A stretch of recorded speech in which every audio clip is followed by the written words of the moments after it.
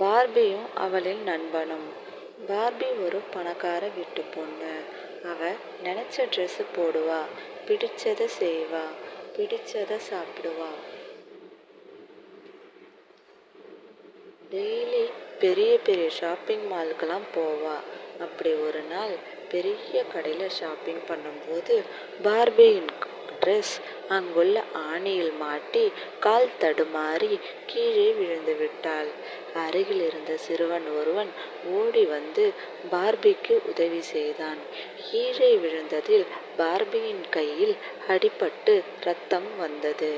அதை பார்த்த அந்த சிறுவன் பார்பியிடம் சென்று, வாருங்கள், என் வீடு அருகில்தான் உள்ளது, உங்கள் கையில் மருந்து வைத்து விடுகிறேன் என்றான். சிறுவனின் வீடு கூரை வீடாக இருந்தது. வீட்டிற்குள் சிறுவனின் அம்மா இருந்தாங்க.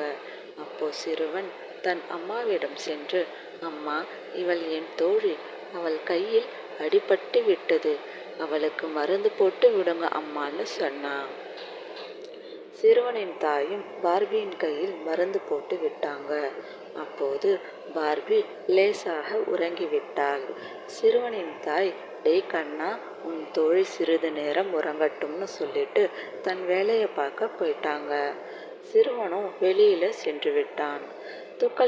தூக்கத்தில் இருந்து எழுந்த பார்பி, அடடா, நம்ம வீடு எவ்வளோ பெருசு, ஆனா இவங்க வீட்டை பார்க்கவே பாவமா இருக்கேன்னு நினைச்சிட்டு பார்பி தன் வீட்டுக்கு சென்று தன் தந்தையிடம் நடந்ததை கூறினாள்.